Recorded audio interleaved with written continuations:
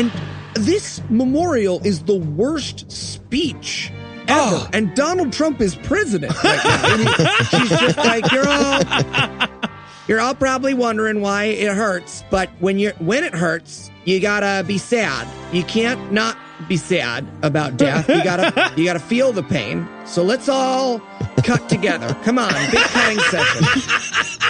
Or something. I don't know. Oh boy, they just told me to vamp. God awful movies.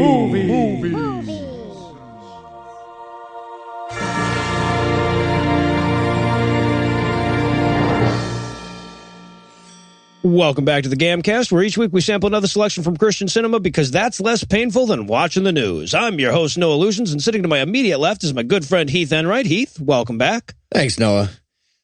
You know how you don't hear about musical hate crimes very often?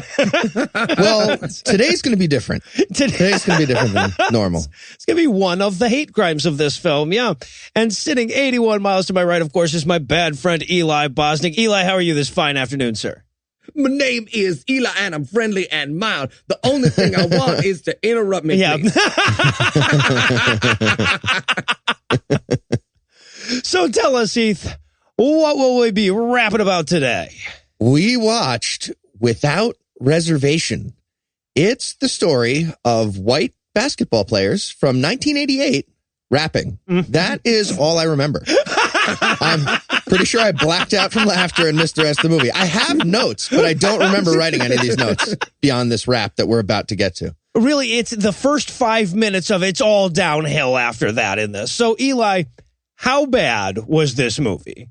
Well, if you loved the Super Bowl shuffle, but you fear that God will someday turn you away at Heaven's Gate, you will love this movie because it is exactly a combo of those two things. Exactly. Yeah. So you know how the Super Bowl shuffle had, too much sick flow, but not enough racism? They fixed it. Yeah, right, exactly. Then they added like a Christian video at the end or something. I don't know.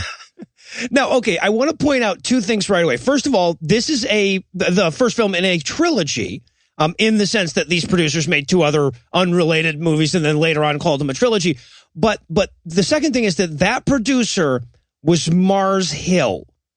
Okay, now, right? Oh, now, for those of you who don't do weekly atheist shows and read dozens of stories about church corruption every week, that might just sound like another church. Maybe they all just bleed together. But this was the church that was founded by Mark Driscoll. The man so sexist, they kicked him out of Christianity. Right? All right, so a couple quick highlights on Driscoll. When Ted Haggard, the notoriously anti-gay preacher, had to resign after getting caught being gay, Driscoll wrote a blog about how it was at least partly his wife's fault for not sucking his dick better. Mm-hmm. In 2000, he went on the church's website under a fake account to agree with a bunch of his own posts and then ran about feminism and queers and pussified men and all kind of MRA bullshit. In 2013, Driscoll was the defendant in a lawsuit alleging mistreatment of his subordinates. The charges included being arrogant, domineering, and verbally violent. Terrified to find out you can get sued for that shit. Eli, I'm hard on you sometimes. I don't know why you have a southern accent in that impersonation. Toothy blowjobs. It's too much. Okay, so also in 2013, he was hit with a slew of plagiarism charges, claiming his books were basically cut and pastes of other pastors' work. He was also accused of using ghostwriters and other people's research without proper attribution. He later apologized and said that the decade-long pattern of behavior was a mistake. You know, one of those habitual, lifelong mistakes. Chronic mistake. Yeah, exactly. And finally, and this one is my favorite, in 2014, he published a book called Real Marriage that made it onto the New York Times bestseller list because Mars Hill bought almost $250,000 worth of copies from bookstores and shit all over the country. So apparently there were still bookstores as late as 2014. Pretty sure he was the only person ever formally stripped of the title New York Times bestselling author. They remove his patch. Yeah, right. He resigned from the church shortly thereafter, citing, this is real, concerns for his health and safety. Wow. Had nothing to do with the plagiarism or the fraud. It was, The sawdust was getting to him, I guess. Cornered by 3 librarians. We don't take kindly to folks lying to the New York Times bestseller list. Ben Brantley just walks behind him. Going down. Paints a black dot onto his palm during a handshake. Okay, so that's who made the film, and it's exactly as amazing as you'd expect. Now, is there anything you guys want to nominate this one for being the best at being the worst at? Yeah, best worst opening scene. Oh, we might have mentioned it. We might have mentioned the it. Easy one, didn't you? And this is up against Gary Busey murdering a family in a Waffle House in the first 5 seconds of the last movie we watched. Most of today's show and all future shows, pretty sure it's going to be us reenacting the opening musical number from this movie. We will get there momentarily. And by the way, if you were confused by the Gary Busey line, that's because you're not a patron and don't get the monthly bonus episodes where we review secular movies like this month's, last month at this point, selection, which was Ginger Dead Man with Gary Busey. Anyway. From the makers of Evil Bong, people. So yes. Check it. Yeah, exactly. So I was going to go with best worst objections. So like most of the church-funded movies that we see, this is a movie about a bunch of kids who die, and then some of them go to heaven, some of them go to hell, and they're like, gee, why wasn't I more Christian or whatever? But at one point in this movie, one of the skeptical, cynical kid is objecting to the idea that they're in heaven. And I guess, again, it's part of the whole Christian mythos that you have to pretend that even when presented with good evidence, we would still be like, no.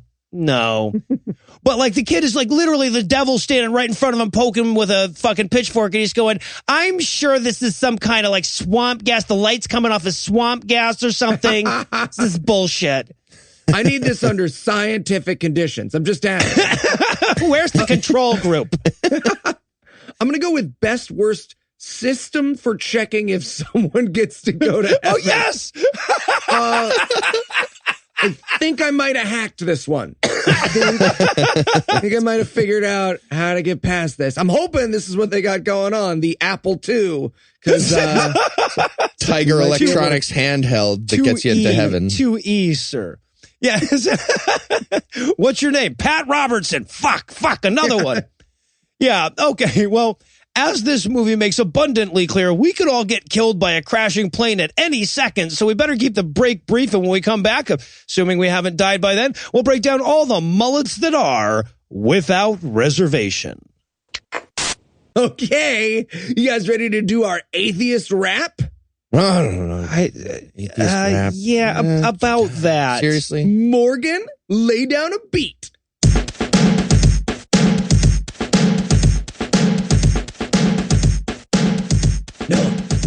No, you're supposed to go. Eli, I don't want to do your atheist rap, bro.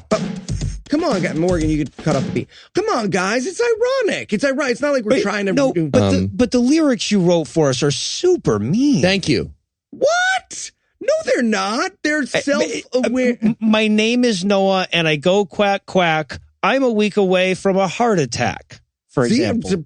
I like it, right? Okay, like first of all, why do I quack? Why do you quack? Nobody listens to that show. And secondly, I am not a week away from a heart attack, bro. Okay, you told a lady who argued with you about Star Wars on Facebook that you hope her baby dies. It was for the baby's sake, but that is not the point. I think Heath wasn't super happy with the lyrics you wrote for him either. Yeah. No. Heath? Empty home doesn't even rhyme with die alone, but that's not even the point. The rhyming doesn't work, but also I'm not, well, maybe, but still. Oh, Heath, don't do this. Toblerone? I don't think that was the problem. My trombone. Well, let's not. What was about the Toblerone? Do you have one? Eat a Toblerone, die alone. And we're back for the breakdown, and we're going to start off with one of the most verbose and convoluted pre-rolls in history. It says, and I quote, "The following is an abstract representation of actual events and realities." So I was expecting the movie to be done in cubism from this point out. Martha Graham just jumps out there in a devil costume. So yeah, all right. So we get that, and then the movie starts off with a blue screen while somebody tries to get the camera to work. And I couldn't tell if they were going for found footage or if this was just how bad their cameraman really was. 0 seconds into this movie, they make a mistake because he goes, "Hey, man, the camera's not on." And we're supposed to be hearing it through the camera. Yeah, right. Try hitting the power button. How can we hear us then? Separate power buttons for audio and video.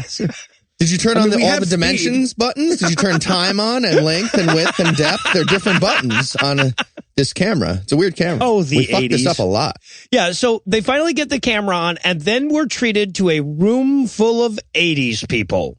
Oh. Now, I know this was made in the 80s, so it actually is 80s people, but it seems like a costume party, like an ironic costume party making fun of the 80s. That's what it seems like.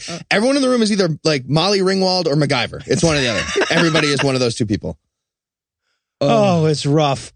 All right, so they get the camera on, and we see all of these amazing mullets all at once, and then we realize that what we're getting, this is some kind of school function or some kind of party or something, and the basketball team, the high school basketball team of people in their 40s. Of people in their 40s. Ridiculous. Of our dads. Yeah, exactly. Are going to give us a quick rap. Well, quick is maybe an overstatement. Not quick. No. Not quick. It's 30% of this movie. And by the way, it's a standalone event, right? Like it doesn't relate to the rest of the movie in any way. The rest of the movie doesn't relate to it, well, I think is the right way to say it. Let's be fair. At all. These basketball players are just like, "Hey, we're going to do our musical number for you that we have rehearsed for hours." You know how basketball players spend hours rehearsing their musical numbers?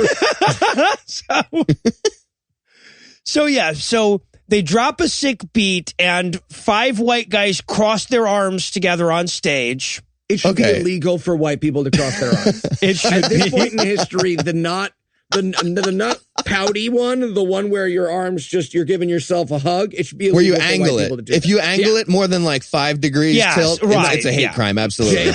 Jail. Absolutely. 100% jail. Yeah.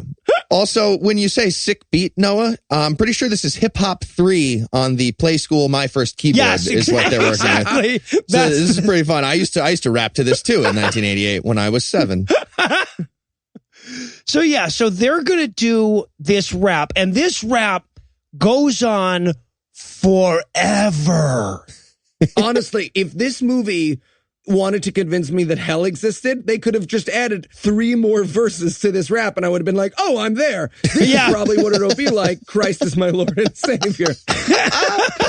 But you got to admit, when they started rapping, how happy were you? I was my so God. happy. And they start doing it, and I was like, okay, 100% guarantee somebody's going to say, "My name is whatever, and I'm here." Yup. And they do. Like, all of them do that.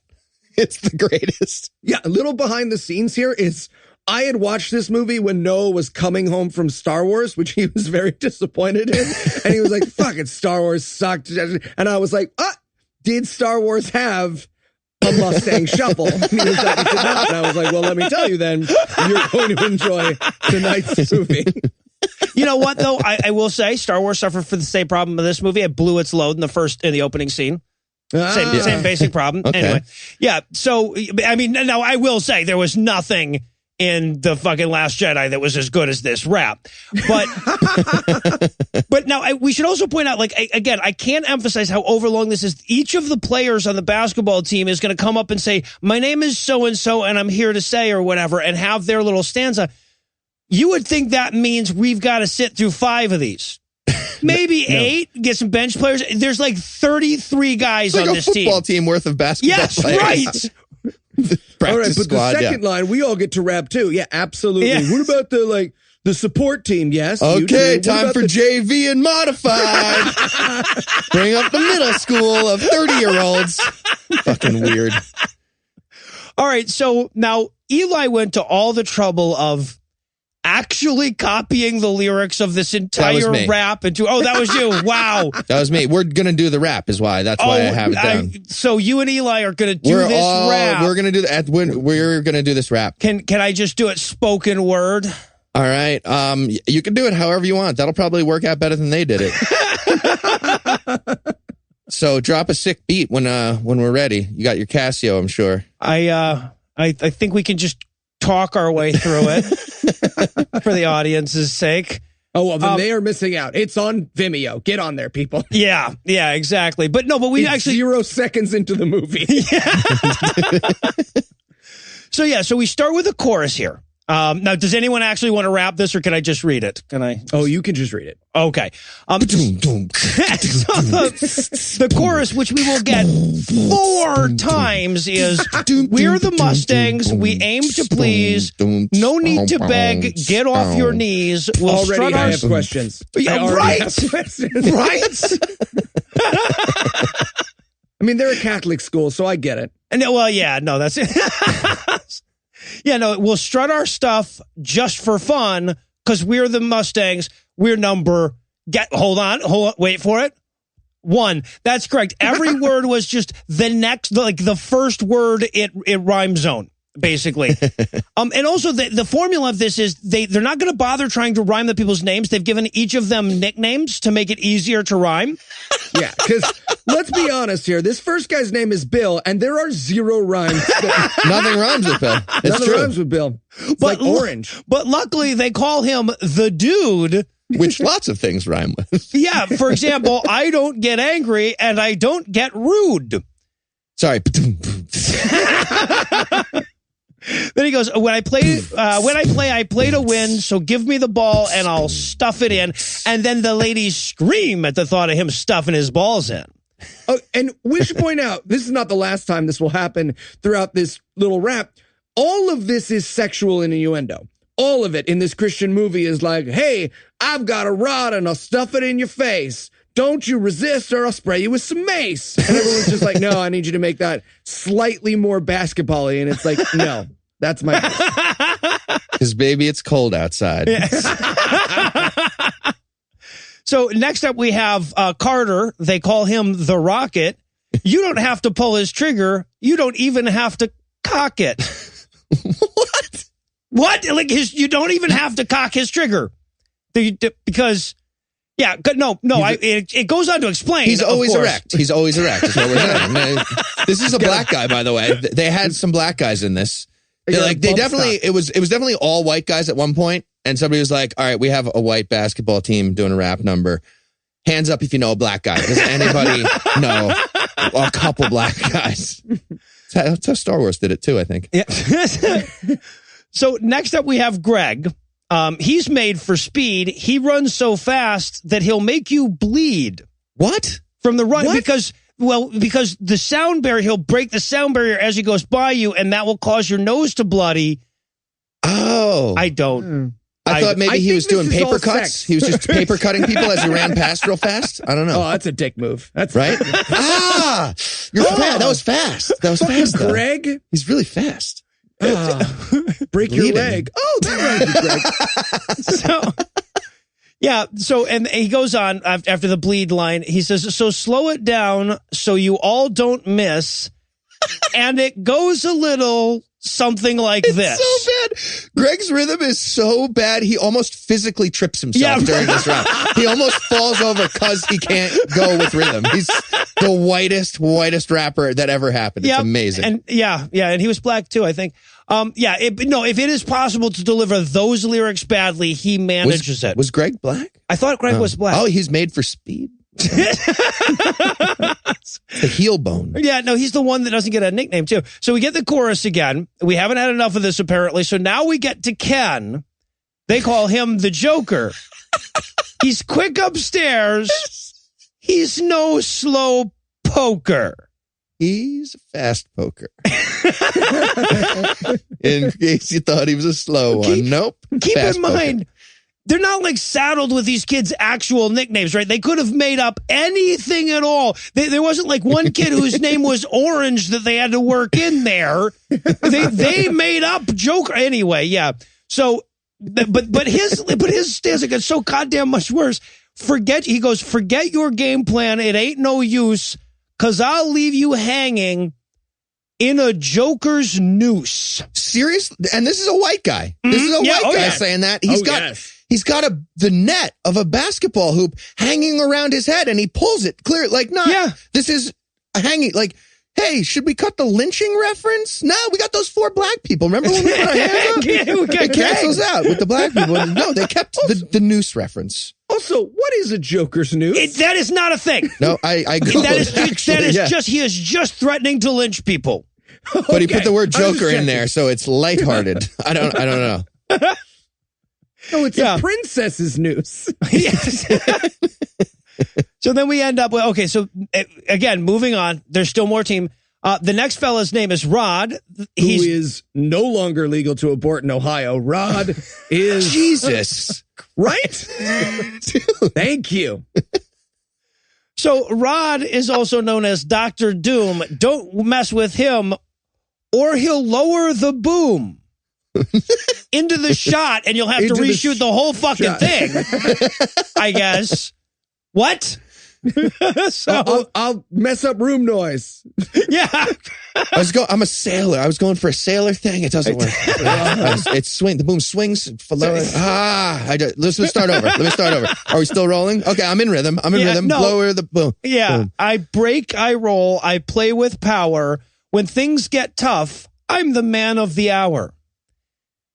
Well done, sir. Well done, sir. And then we get onto the bench player lyrics. We start with Bob. They call him the Breeze.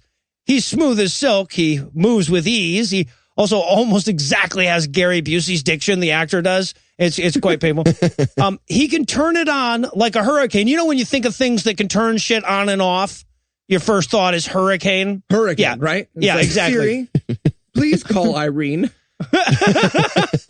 So I can turn it on like a hurricane. I'll ruin your parade like a driving rain. If you notice that the number of syllables doesn't match up here at all, well done. I bet they rhymed hurricane with hurricane, and they were like, all right, damn it. What's in a hurricane? There's a lot of those. I can and turn it on like a hurricane. You know, just, yeah. I'll ruin your parade like a person from Spain. No. That would Hector's make way more sense, though. You can't do that. That would make, because they're jumping over babies and doing all kind of weird shit at Spanish parades. Yeah, no, that would make a lot of sense. Yell at you from the porch. I'll ruin your parade with the tiki torch. They could have got something going. That was just a top. I'm just saying. So now it's time for chorus number 3. But don't worry, there is a third set of stanzas. Okay, so now we get Leroy. And Leroy, we should point out, is the token gay of the team. Yep, very clearly.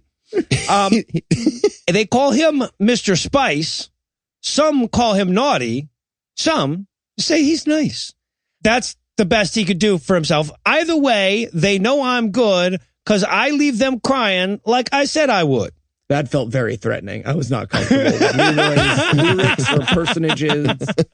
I turned off the movie. In the 80s, we were afraid of the gays. Oh, okay. Now, okay, this is my least favorite goddamn thing in the whole. This is ridiculous because, number one, again, you could use any fucking rhyme that you want here. You're not stuck with this guy's name being Spider. So you could have found something that actually rhymes with tighter or makes sense with the next line. Okay, so here it is. My name is John. They call me the Spider. I'll trip you up. There's no one tighter. Like an ass. Like he's got a really clenchy. Well, he's trying to follow Leroy. Leroy's pretty loose. At me, though. You guys picturing a bear trap that's like an ass with your foot, and you're just trying to like gnaw your foot off because there's an ass around it. That's the picture that just came into my head. I don't know. At all times. At all times, I'm picturing that. Anything to keep me from picturing this scene. So he goes on, and this is what really pissed me off. I play it real cool, and then I spring. When the spider strikes, you'll really sting. Like a spider. You know how spiders sting you?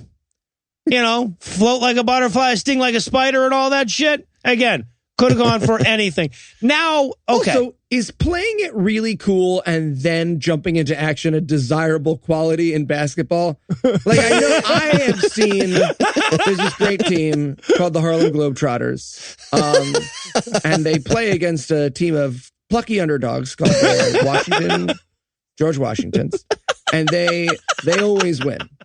And you get to root for the ones in the green jerseys. It's a lot of fun. But anyway, they play it real cool, and then they spring, but they're the villains, right? They're the villains. No, they're not the... And then they get away with it. They cheat at basketball. And yeah, they do. Them that is their thing. Yeah, you're supposed to boo them. You're supposed to be like, boo, Bill. It's like wrestling. Name a basketball rule that they cheat at. Run.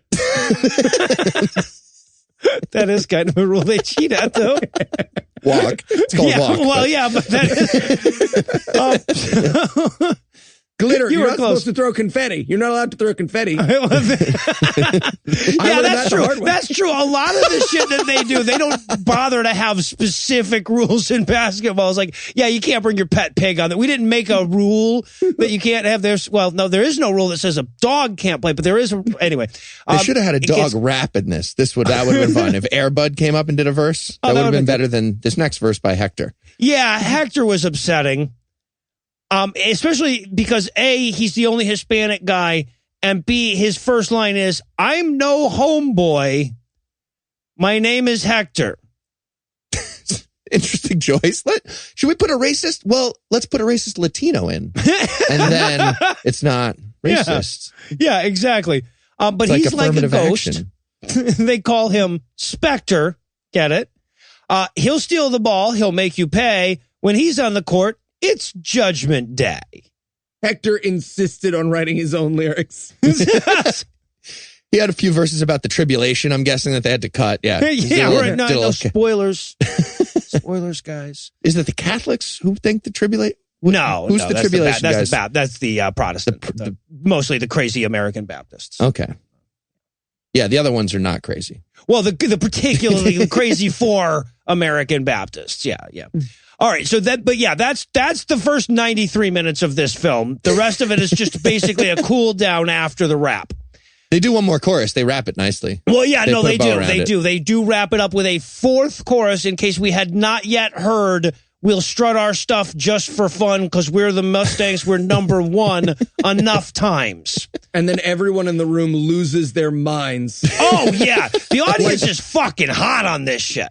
Like Celine Dion doing the finale, My Heart Will Go On, rising up in the middle of the audience. That is the reaction that happens. Oh, they're throwing panties and shit. It's insane. If Celine Dion did that with like Al Jolson and then a crowd of half black people started going crazy, that's what this was like. It was ridiculous. But nonetheless, greatest first scene ever in anything we've ever. It goes Inglourious Bastards, Vertigo, this movie. 3, 2, 1. First scenes ever. That's my new list. So, all right, now the movie can begin.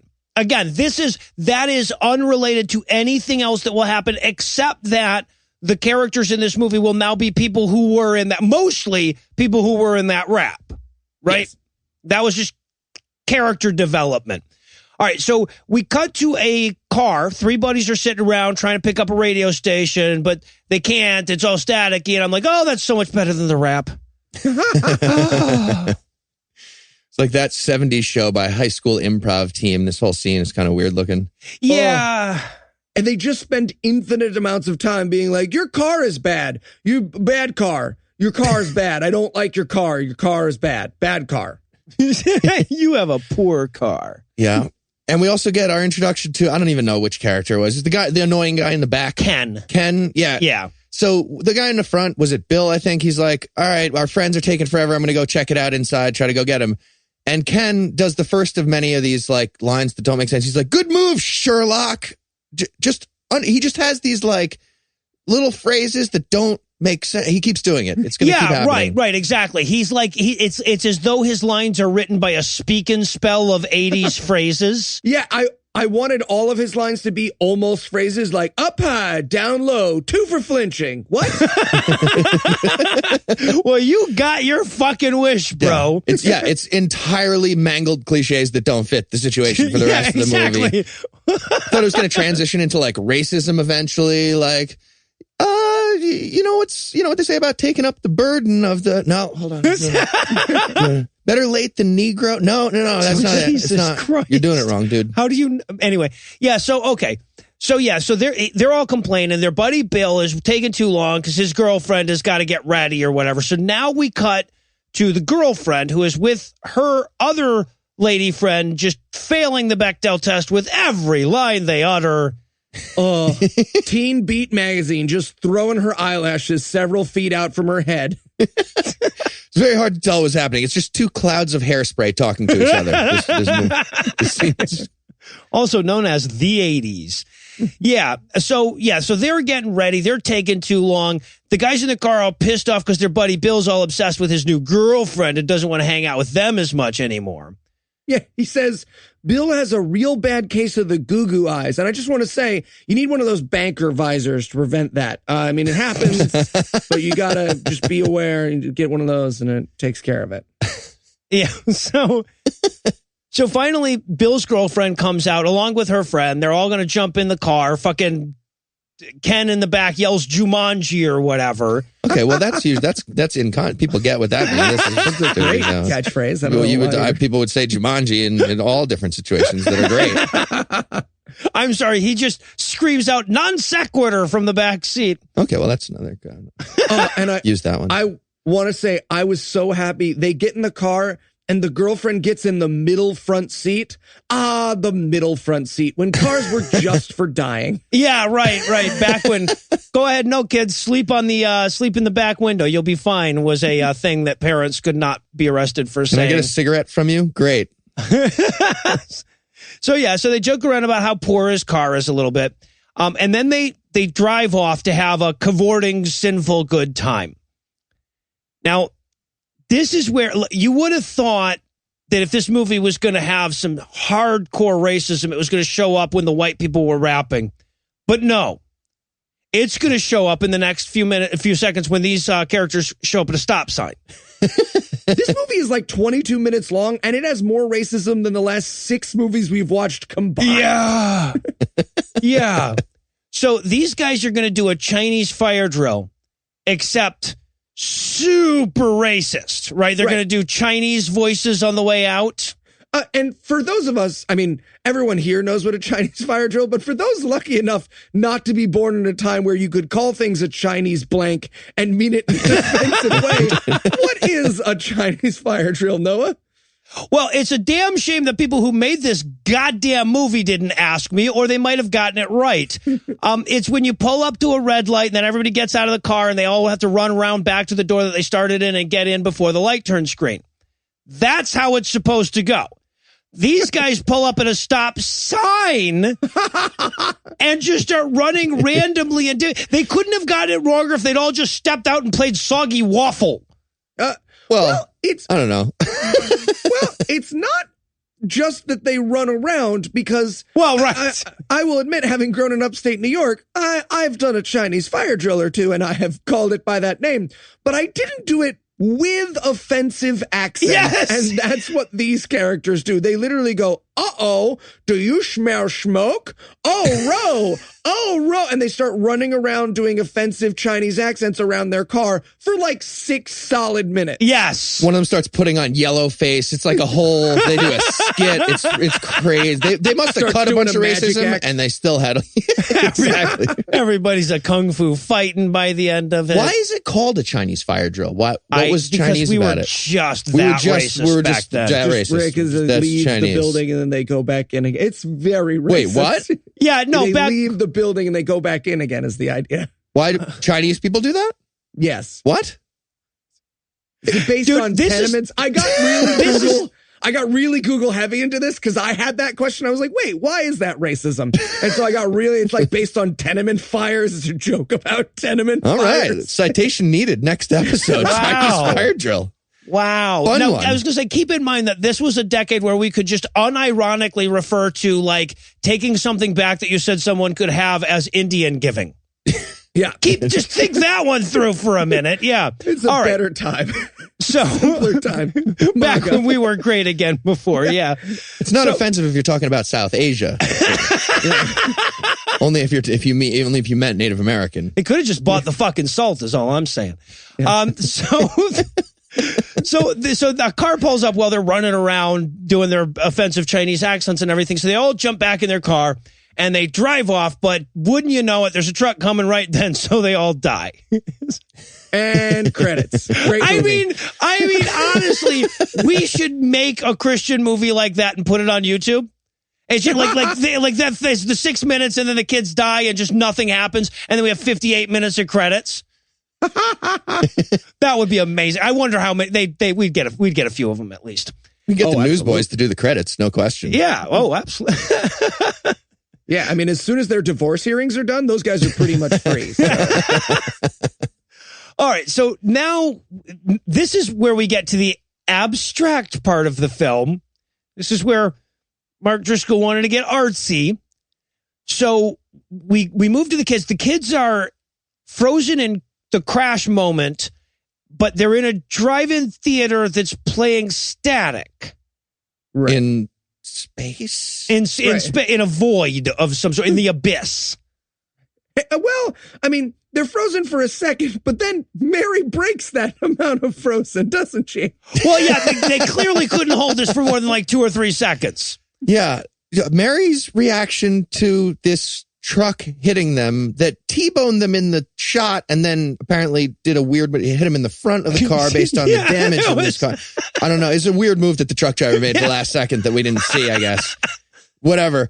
So they're now in space, just floating there, and Mary starts just flailing wildly and shaking the seat in front of, like she's grabbing in front of her and just shake it. Like it's like me taking a really enthusiastic shit. is her reaction to being in Mary's space. Doing her impersonation of every baby that's ever sat behind Noah on a plane. Yeah.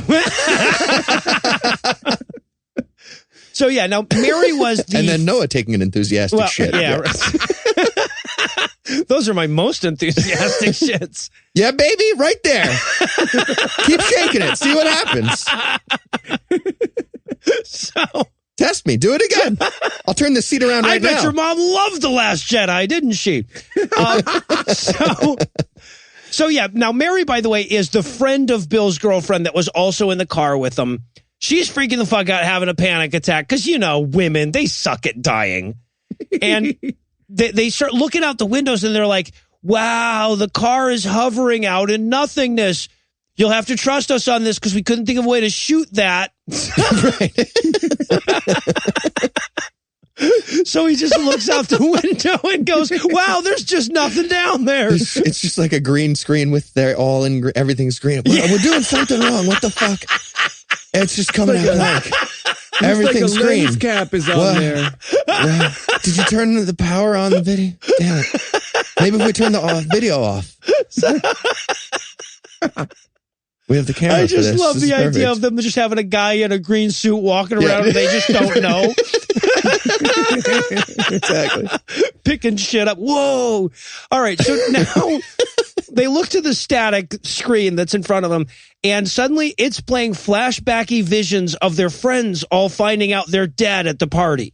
And this is where Noah realized that the basketball rap didn't refer to the rest of the movie. No. Yeah. I've just gotten my notes in like 53-point font. Wait, the basketball rap existed for its own sake? Oh my God. I feel like that was a condition of one of the kids. All right, I'll be in your movie, but I got a pretty sick rap. I will do all 97 verses. And okay, so this is also where we very briefly meet George. I really wish we could have spent some more time with George. He's the kid, the big fat kid that has to tell all the other kids at the party that those kids died, and he is so struggling with this monologue. Oh, Jesus. So they okay, so okay, it's like a 2-year-old telling you a story. Yes. And he's trying so hard to be sad, like acting sad. He's acting sad so hard, badly. And honestly, it seems like he murdered them with the truck. That's how bad his sad acting is. It seems like Columbo's about to have one more question for him. And I just want to say, I am not excited to see my death announced, right? I do not. If I'm going to get a preview of the podcast episode where you guys get on and they were like, look, the belt slipped and he caught his sweater on thing, and even though it felt really good and it was totally safe to do, and he would absolutely recommend it to anybody. No, moving on. Moving on. Yeah. How's your day, Andrew? So the kid just struggles his way through this line for like 45 minutes. He never even gets to the end of it. Eventually, the movie's like, okay, fuck, George. They get it, man. Right. So we cut back to the kids in their weird interdimensional drive-in theater, and they're like, fuck, man, are we dead? And Ken refuses to accept that they're dead. He's sure that there's some rational explanation for floating in the abyss. I'm pretty sure we just got transported into a TV channel. You guys, it's the weirdest argument they have. It makes no sense. Well, right, exactly. It's like, well, maybe we just slipped into another dimension. It doesn't have to be some weird, like, dying. Yeah, there you go, man. There you go. So then we get another shot on the little static screen that they're looking at.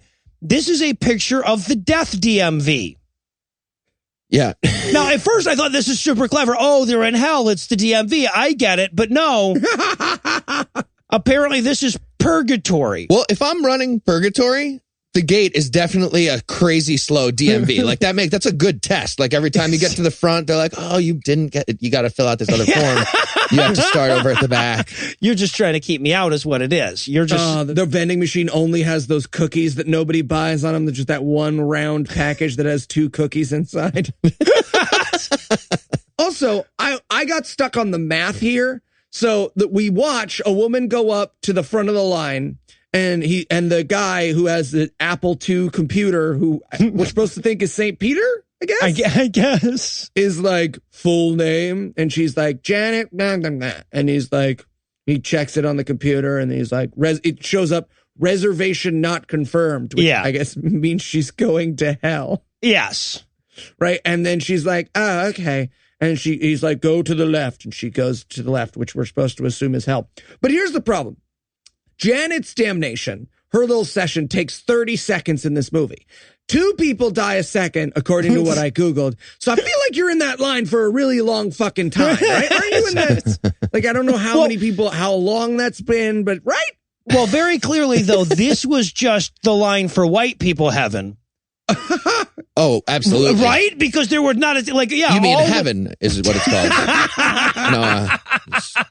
No need to be redundant. Well, but the hell people are also in this line, right? So you would have expected by the Christian doctrine for there to have been a lot of brown people in that line. But no, apparently they separate death by race in this universe. And we are just looking at the white people line. Yeah, there were no non-white names. No, no. We see the list at a certain point, and it's all Chad. Yeah, all exactly. Chad. Yep. Exactly. There's certainly no Asian surnames in there anywhere. So yeah, the lady didn't call ahead to confirm her death reservation. So we go back to the kids in the car, and Bill's like, "Oh shit, this is we're dead, guys. This is going to be the heaven hell line." And Ken's like, "Oh fuck you, no, that's all a bunch of bullshit." And he's like, "Okay, can you explain what's going on?" And he's like, "In a way that's not less stupid than Christianity? Yes, I can." Yeah, I wrote my notes. Dude, Ken, what do you think is happening? Fucking tickets for Star Wars? They're making it hard to get in these days. Also, I'm sorry, but okay, so like, and we have to emphasize the fact that St. Peter is working off an Apple IIe. What did heaven do before 80s computers? I mean, because like obviously they don't have future computers, so they wouldn't be using a monitor that was like deeper than it is wide. So did he just have a book before that? He had to look up all the names? Super inefficient. Or is there like a transfer day, right? Like, do they get one every time a newer kind of computer comes out? So like you finally get to the front of a line that you've been in for like 1,000 years. And then it's like, oh, we got to do an new update. Apple desktop is out. Give me 1 second. I'm going to set it up. This is so exciting. The guy in the Apple store was so nice. He brews his own beer. I thought we were going to hang out. I don't know. They were really cool.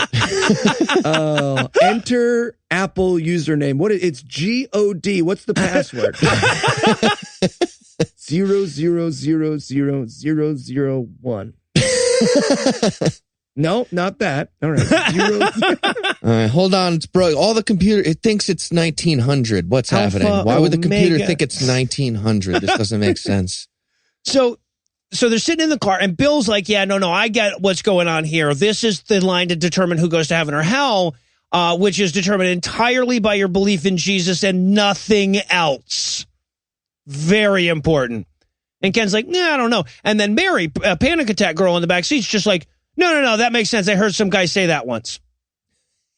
On a ski trip. I don't know why they felt they needed to color that. She was like, no, I went on a ski trip once and a guy was like, Jesus, bleh. And we were like, you're weird to be on a ski trip. And he was like, yeah, this is my thing. Well, and also Ken points out, he's like, hey, look, I mean, we saw the computer and everything, but there's nothing about this specifically Christian. We could be in Jew heaven or Muslim heaven. And I'm like, no, that's actually a good point. Ken is actually making a pretty solid point here. And everybody's like, get the fuck out of the car, Jew lover. Yeah, they're not happy about it. Wait, let's check if it's Muslim heaven. How are the chairs? Are they made of gold and super uncomfortable looking? Yeah, it's Muslim heaven. We're in Muslim heaven. It's a lot of raisins. A lot of disappointed teenagers holding raisins. So Ken's had enough. Ken needs to get the fuck out of the car, but of course there's just space below him. I feel like you're dead, right? Just step out. Just find out what's below you, what's going to happen. But instead he surfs on top of the car like Teen Wolf. Yes. At least start peeing or something, test it out, right? Yeah, exactly. It just flies back in your face no matter what direction. Oh my God, we're in the void. Yep. In the void. We are the gravity. Fuck. So he climbs on top of the roof to think for a little while. And this leaves Bill and the driver, that's John, sitting up front together. And John's like, Bill, man, if you knew that this was going to happen, why didn't you try to force your religion on me every single time there was silence? And Bill's like, I'm so sorry that I didn't do that, dude. So sorry. Okay. Yeah. I mean, that's crazy, but also it's a valid point. Christians who aren't insane street preachers are withholdy assholes. Absolutely. I could die any minute, literally any minute. My heart is not good. My born again cousin is a giant dick for not following me around everywhere. Yeah. No, and that's the sad fucking thing, right? Because the whole point of the narrative is to create a narrative where even if all of your friends hate you and are sick and tired of you and wish you would shut the fuck up for once, you still have to keep going because in your stupid ass narrative, that's the only fucking thing that matters. Yeah. The problem with Christianity in a nutshell. But Bill just couldn't find the time to work that into conversation. So he's sorry. He's just like, yeah, I was always just like, maybe you'd make a good save during football season. I'd be like, who else is saved? Moment was never right. Well, but Bill's like, well, I just didn't think you'd want to know about Jesus. And John's like, well, I wouldn't have. I would have been really angry at you and told you to shut up. But that's not the point. You still owe it to me to preach and evangelize constantly, no matter what. Yep. The message of this goddamn movie. Yeah. I love the giant line, though. It's my favorite. The way they set that up. I want to see a commercial now for a Samsung atheism phone where it's just Eli walking the other way past the giant line. I'm finally at peace with Samsung. You guys even sure there's a phone up there? What? You don't even know. I'm headed to just like it was like before you were born. Samsung. All right. Well, if there's one positive thing I can say about this movie, it's that it's 25 minutes long. So we're already due for a break. But first, let me give Let's Call It Act 3 the hard sell. Will God send 4 children to be tortured eternally in hell before this is over? Can they possibly have done anything hell-worthy by the age of 16? Does anyone in Christianity know that they're rooting for the bad guy? Find out the answers to these questions and more when we return for the stuff you already know is going to happen in the conclusion of Without Reservation. Your full name? It's Joseph Schmenderson. All right, your reservation is confirmed. Step to the right, sir. Awesome. Okay, I get to go to heaven. Hi. Full name? Joseph Schmenderson. The last guy was Joseph Schmenderson. Nope. I'm Joseph Schmenderson. No, the picture doesn't look like you at all. Yeah, old photo. So I go right. Yeah, that's where heaven is. I got some heavening to do over there in heaven. Sir, excuse me. Are you sure you're not just trying to get out of going to hell where you belong? What? Me? Good old Joseph Sanderson? I would never. Schmenderson. Right. That's me. You said it. So that's two people now that agree that I am. This is not going to work, sir. We have other ways of knowing. Oh, okay. Well, I don't have my ID on me right now, but I am Joseph Schmenderson. Sir, we all watched you jerk off while you were in line. It was a long line.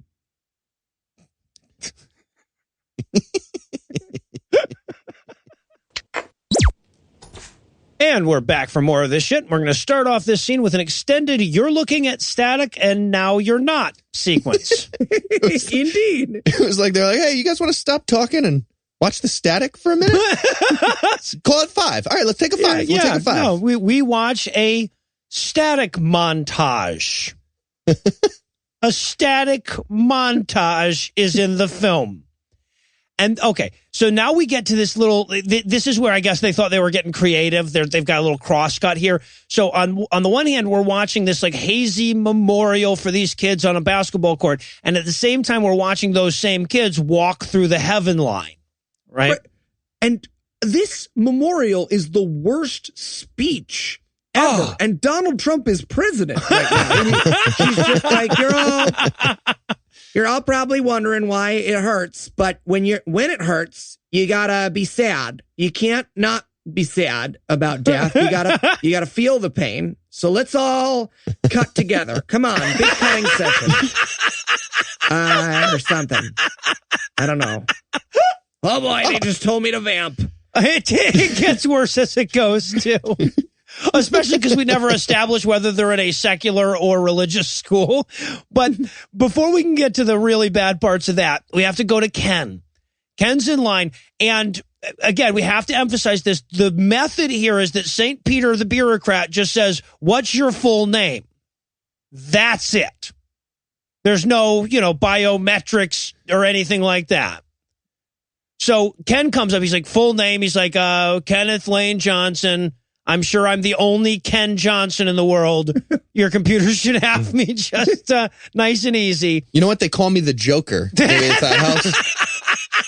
Oh yeah, it says you're quick upstairs. You're no slow poker. Is this you?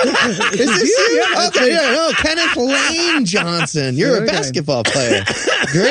Great. Also, I like that Heaven uses. There's a little picture, and I like that Heaven uses your headshot. Yes. Apparently, they get your yearbook pictures. I wanted us to find out that the guy at the front was like a super angry black guy at the computer for Ken. Be like, hey, any chance you remember rapping about your role in a lynching? Was this you? Because after the slow poker thing, you said Joker's noose? Is this you? Nope. That's a different Kenneth Lane Johnson. What's a Joker's noose? Explain that. Which lives matter to you? Explain all the types of lives that matter to you, Ken Johnson. In order. It's like a Chinese fire drill, This isn't all right, helping. I'm going on break. Hold on 1 second. Let me get who. Also, if they get your yearbook picture, does that mean when I get to the line, he's going to be like, name, and I'm going to be like, Eli Bosnick, and he's going to be like, whoa, you got fat. Look at you. You're like kind of a handsome kid. There's a lot of stress, and my dad died, and I just like ate, because he was a big exercise guy, so I was just like, well, I'm not going to exercise now. And he's like, yeah, like, seriously, I thought it wasn't you. I know. This is not fun for me either. Can I go to hell? This is hell. It's just me sort of marveling at what happened to your body and your face. Will you look up my dad? Is he here? What's your last name? Bosnick? Yeah, he's here in hell. Yeah. He's here too. Yeah. So Ken goes to hell. Mary, the panic attack girl, she's in line. Her reservation is also not confirmed. She too, and all they're saying, they're not like, go to hell. They're like, step to the left. Yeah, right. I wanted the whole thing to turn into like the Chinese restaurant episode of Seinfeld here. Like some guy walks past the line and just like goes right into the right. Like, what the fuck?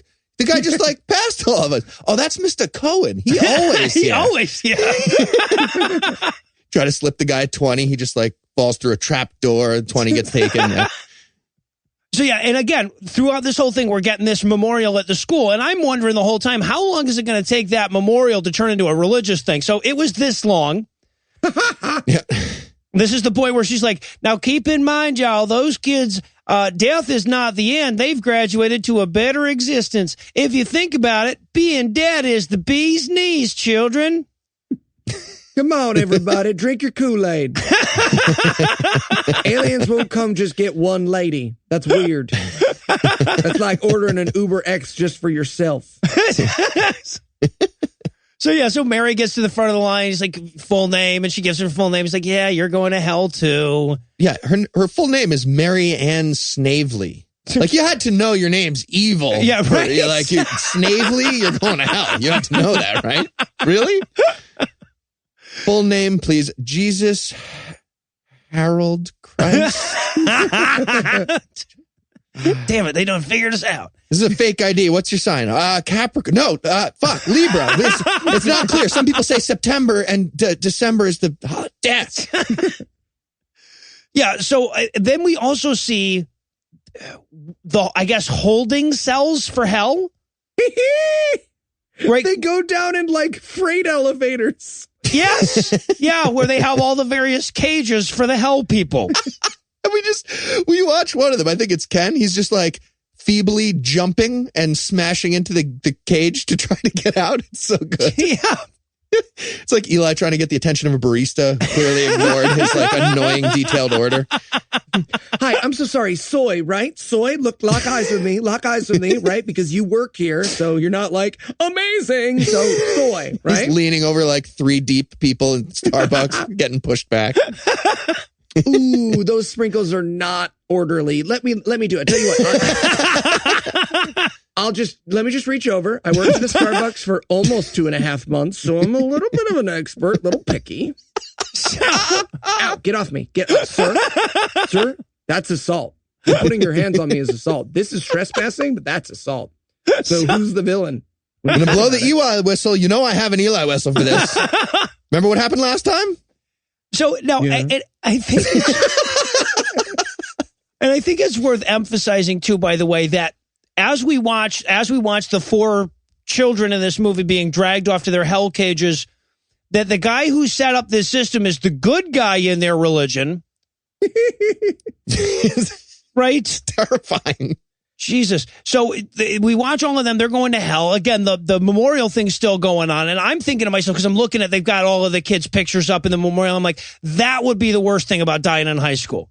Right? Whether you would have been memorialized with your yearbook picture. And then, is it me or does she go a little rogue in her afterlife speech? Right? Like, now, it is not a death, but a beginning. And we should all know that when we look forward, we look outward. We all speak within the mind of Umrah. Back to class. It's like, whoa. What? Oh, God, the teleprompter broke. What do I do? Why do I have a mark burned onto my arm now? Don't worry about it, kids. Just if it burns, come back to the gym. Yeah, and seriously, the title of the speech is "Death is only the beginning. Don't be Jewish." Like, that's what's happening. Like, okay, everybody, raise your hand if you're Jewish. Great. I see a few. There's your targets, everyone. Save them. Save them. Your hand was up. We'll pass around some stuff you can wear so everybody knows where you are.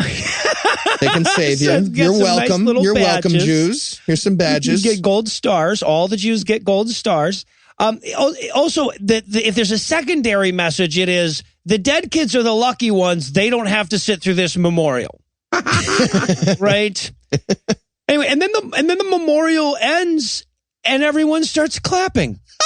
Are you supposed to clap after a eulogy? I don't know. I think so. You want a good applause. And it's clear that these actors don't know if that's true or not, because the applause are just like... Right, it's that one guy at the end of the movie that's like, oh, we're not clapping. I thought we were clapping still. Sorry, I thought. It's like a circle of nuns. They're just holding up like applause signs. And everybody's like, should we? This is, I guess, I don't. I feel weird. Either way. So, okay, now we've got to check in with the boy who lived and the girl who lived. So we cut to the girl who lived through the wreck, the one that was in the middle seat that Eli was so worried about. Turns out that was the safest place. Sailed right out. Yeah, exactly. That seatbelt didn't hold her in that death trap. She got thrown into the truck and then landed softly on the chair inside the cab of the truck. That makes perfect sense. Yeah. So she's sitting alone in the cafeteria, wishing her friends weren't dead, just all self-absorbed as can be. You know, looking out the window, thinking about your friends in hell. I get it. And then the boy, the other kid who lived through it, he also shows up. And he is also not over the dead friends thing, but not to the degree that she isn't over it, apparently. Right? Like, she wants to go, like, I know you lost all your friends, but I lost my friends too first, so I'll be the one complaining, you'll be the shoulder. Like, okay. Yeah. And she does this thing where it's supposed to be like, I can't believe they're gone. And she goes, I have to remind myself that my boyfriend is dead. Sometimes I get home and I think to myself, he hasn't called me today. And I wrote in my notes, typical women, mad at you for not calling him. Death is no excuse. Yeah, and then she's all like, yeah, I go to my locker and I forget that he's not going to be there. Is the big problem with teens getting tragically killed in car accidents the remembering that happened? Like, it just sneaks back up on? That's the problem? Yeah, right. No, it's like Memento, kind of. Seems super confused about why tragic deaths are bad. Yeah. I just want to point out, though, that she's dealing with the very real pain of death, and religion is unable to comfort her, even in their movie. Right? Like, so let's just be clear about that. But the survivor guy, he has to tell her about Jesus quick before it's too late, right? He has the whole, like, Mary, well, not Mary, whatever the fuck her name is. Like, there's something important I have to tell you about, and you're not going to like me, and I'm not going to have any friends because I'm going to say this shit all the time, but it's okay. It's worth it because you won't go to hell is the point of this movie. And he so does the, like, I was just waiting for talk thing. She's like, yeah, I miss him, and I don't know if I'll ever be whole again. And he's like, right, that all sounds bad. So how you feel about Jesus? And for some reason, I wasn't expecting the Jesus thing. So he's like, I'm going to say something, and I'm worried that it's a little hard to ask. And I was like, is he just going to be like, so you fuck? Because I was really... So you're not dating Bill anymore, obviously. Feel kind of awkward. It's about Jesus Christ. I thought she was going to be like, gross. I thought you were going to take your dick out. What? You're the worst. Take your dick out. Also, he totally fucks up the James Bond thing. He goes, it's about Jesus. Jesus Christ. In case you didn't know which Jesus he meant. But still, it should be Christ. Harold? Jesus Christ. Which... Why janitor walks by. Yes, it's Jesus. Also, we have to point out, and you should expect this at this point, that these two are not like spectacular thespians through this emotional moment. Nope. Both of these actors are accidentally beaming with smiles the whole time they're talking about this death. I'm in a movie. Yeah, it's like middle school kids that got like told to do a skit during a class, and they're just like cracking up the fact that they have to talk about. It's so weird. All right, but now before we can wrap this thing up, we have to explore the 10 to 20% of people who don't go to hell. So we cut to Bill getting his name typed into the Apple IIe. His name, by the way, William Bennett Parker. I'm sure he's just the one. And also, by the way, he has the worst hair of anyone. He has the most ridiculous 80s mullet hair. I feel like that was a measure to get into heaven. But he gets to step to the right. They're like, yeah, no, you're good. You're good. You were a member of the right religion. You get to go to heaven. So he goes to walk off, and he's like, oh, I'm sorry. Can I check something real quick with you? Can I check on another reservation? And he's like, sure, why not? There's only a line of 6 trillion people behind you. I have plenty of extra time. I'm the guy behind him in line, by the way. I'm that guy every fucking day. Oh, can I also check? Like when I went to fucking see Star Wars, and there's like 3 minutes before the fucking movie started, and I got to sit down behind a lady going like, is there swearing in Jumanji? Because I have children. I shit you. Anyway, oh, God, jeez, I could go out for 15 minutes about that line. The line was worse than the movie. Bitcoins? So I'm going to slowly, I forgot my 80 fucking piece IOTA password. Hold on. Noah made sure that there was swearing in Jumanji. He just ran into the theater afterwards. Cunts, everybody. Cunts. Oh, hey, God, kid, that would have been so much more fun than watching Star Wars. You just shouting all this. You know what swear words I know?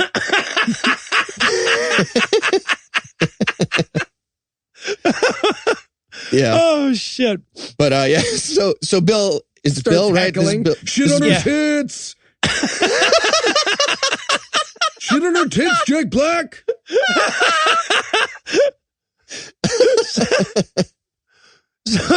So yeah, Bill has to check and see if Allison has a heaven reservation. The Allison being the girlfriend that survived. Right, but she's not on the list. She's No, not he's like the girl who gets in the club, but the ugly friend gets left outside because he's like, all right, I'm going to heaven. Cool, but can you check for me? Yeah. Yeah. That happens. That happens. I feel like he should have been more happy about it. Just like, all right, I'm going to go get a prostate massage from like 7 angels. Wait. And then we find out, in fact... Yeah, that just at that very moment, as he was checking the reservation, no, wait, she just accepted Jesus, like this second. So we're good. And he's like, fuck, I was just about, all right. Well, right, because what was his goddamn plan? Her high school boyfriend is going to wait for 65 years in heaven for her. She's going to show up 60 years later, all grandma'd out and thrice married. And he's going to be like, remember me? And she's like, not really. No. Let me what see have the you been screen. doing for 60 years? Hanging out. My prostate is super not. It's inflamed, Piped. Actually. So okay, and then I have to point this out just in terms of cinematography, how ridiculous this was, because we're in the cafeteria with Allison and the other kid who didn't die in the wreck, and they go for the long pan out, but they can only get so far away from them, and they don't really know how this is done. So they pan way back and then just awkwardly stop for the last 4 seconds of the shot. Anyway, if you're a fan of like cinematography, this one will crack you the fuck up. And then we go to a list. So when we saw the list of different people, like confirmed would show up in blue, but not confirmed would show up in red, right? The blue are the going to heaven and the red are going to hell. So it starts showing this list of all the different white people names and which ones are going to heaven and which ones are going to hell. And I just want to point out that even by their own metrics, yeah, basically 3/4 or more people go to hell. That's also, God's system. All white people names? Why? Because Chinese people don't have souls. Fun fact. And then, and this, by the way, they show this list for a really long time. They're clearly trying to make that 25 minutes. Giant annoying line, absolutely. I wanted the guy to be like, all right, hold on. I just got an email from Anna Kournikova or something. I'm going to open this email and my screen froze. Fuck. Shit. Hold on. Did you check? Unplug the router. Plug it back. Hit refresh. And it's just all Russian names. Plus the Trump family. Yeah, right. And then the movie closes up by literally dedicating itself to all the kids who die and burn in hell as a warning to the others. Literally, the film is dedicated to kids who died in a car crash, who the makers of this film believe are in hell. Yep. Specific kids. Yeah, right. Not just like in general, but these kids who we're pretty sure are burning in hell right now is who we made this movie for. Imagine calling those parents, hey, so we actually dedicated our movie to your son. Oh, it's wonderful. I can't wait to see it. Yeah, we got you a couple of tickets to the premiere. We really hope you like it. What's it about? Don't worry about it. There's a basketball rap. A lot of fun. Can I come to the church? Did you renounce homosexuality? No. Okay, well then no. No, you can't. You know. So, and I love to, so we get it, we go into the credits, and they have, instead of having music, they just have all of the, you should really evangelize to your friends lines echoing over the credits. Mm-hmm. You remember earlier when the dead guy was asking his buddy why he didn't evangelize to him more? Y'all remember that? Maybe that should be a takeaway here. All right, well, if there's one thing this movie taught us, it's that the Christian afterlife needs a much better system for figuring out who goes where. So we're going to finish up tonight by helping them out. If you are in charge and you're allowed to ask the people in line only one question to figure out whether they should go to heaven or hell, what is your question? Ooh. All right. I was going to go with, do you go to the gate before your row number was called on an airplane? But I'm going to go with Team Iron Man or Team Captain America. I think that really divides the good from the bad.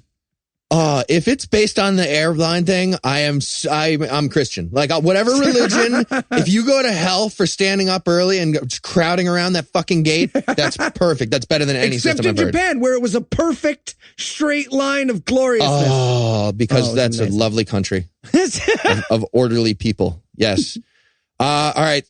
So Eli stole my answer then, or I would steal Eli's answer, but I'm also going to say, do you prefer Oxford commas or Lakes of Fire? I would give you the option. You can go one or the other. All right, Heath's in charge. And while that does it for our review of Without Reservation, that's not going to do it for the episode just yet, because we still need to leave you on a cliffhanger. So Eli, tell us, what's on deck? It's the next in the trilogy, Future Tense. More Mars Hill. Hell yeah. So with that to look forward to, we're going to bring episode 124 to a merciful close. Once again, a huge thanks to all the Patreon donors that help make the show go. If you'd like to count yourself among their ranks, you can make a per episode donation at patreon.com/godawful and thereby earn early access to every episode. You can also help us a ton by leaving us a 5-star review on iTunes and by sharing the show on all your various social media platforms. And if you enjoyed this show, be sure to check out our sibling shows, The Scathing Atheist and Skeptocrat and Citation Needed, available on iTunes, Stitcher, and wherever else podcasts live. If you have questions, comments, or cinematic suggestions, you can email godawfulmovies@gmail.com. Legal services for this podcast are provided by the law offices of P. Andrew Torres. Our theme song was written and performed by Ryan Slotnick of Evil Drafts on Mars. All of the music was written and performed by our audio engineer, Morgan Clark. All was used with permission. Thanks again for giving us a chunk of your life this week. For Heath Enwright and Eli Bosnick, I'm Noah Lugeons, promising to work hard to earn another chunk next week. Until then, we'll leave you with the Breakfast Club close. Bill went to heaven and met some Nazis who found God right as World War II was ending. Christianity was super convenient for them. Wasn't it? The fat kid who told everyone at the party about the car accident is still finishing his goddamn sentence. Eli made it to the front of the line, covered in his own poop. That is the best way to get to the front of any line. True story. That and swearing at Jumanji. They can't. If you quiet down when the usher tells you to, they can't kick you out of the movie. You can say whatever you want until you get the first warning.